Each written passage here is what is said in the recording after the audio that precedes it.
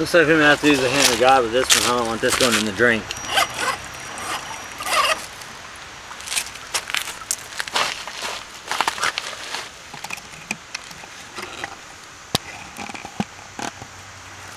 Sorry if the camera angles are sucking. I'm having to work the tripod solo today. My camera guy's absent.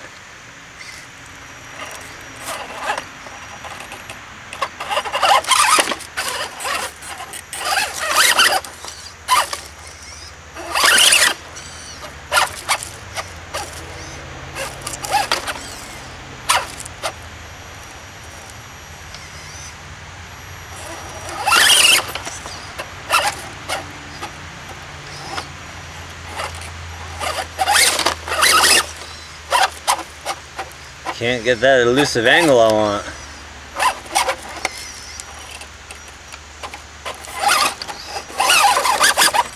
It's there.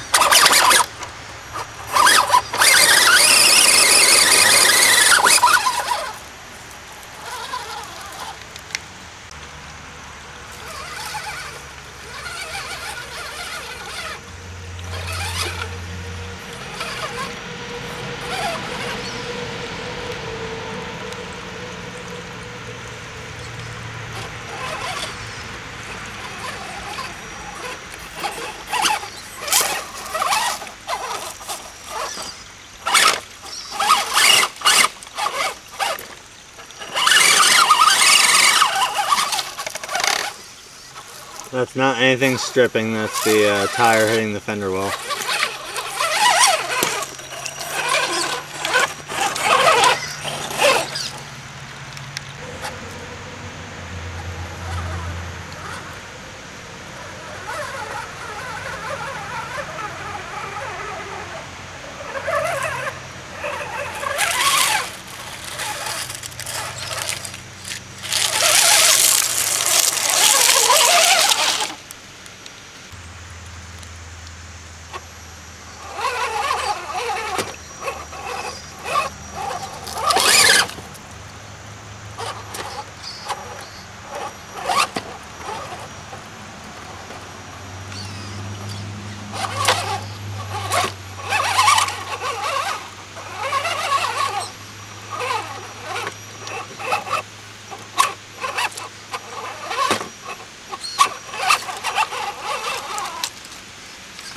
I don't have any good cheater rocks to throw in there.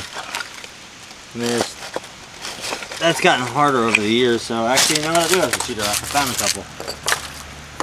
You can give it a little something to grip on there.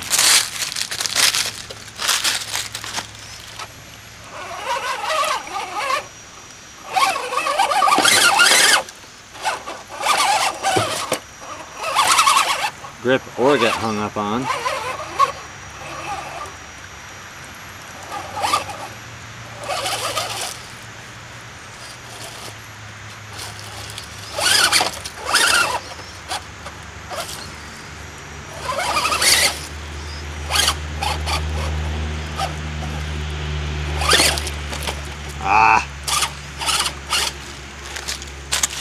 There is no unturtling that.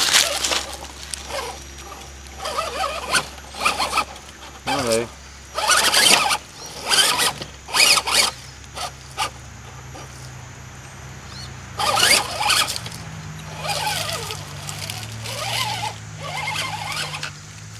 That actually did what it was supposed to do. Now for the final shot of the Adventure Jeep, I like to take it through this rock here because it's got a ridiculous amount of, you can flex the crap out of this thing.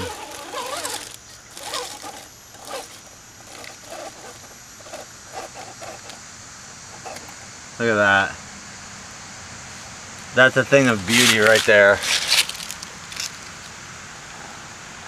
That's some crazy articulation. Look how that Baja claw is just completely balled up.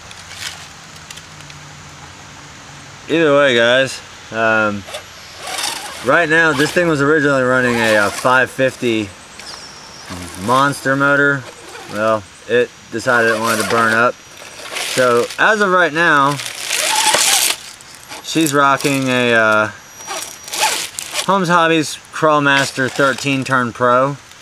And in case you guys haven't seen, I'm going to show you one really cool freaking thing about this truck. I know you probably have wondered, why is there hood pins?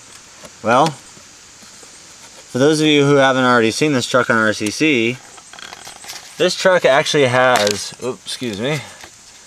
actually has an engine bay with a 1952 Chevrolet Corvette 283 motor in it. Rock lights, as you can see, the working hood light, headlights, the winch, and right back here, if you can see it, I've got an exo radiator that's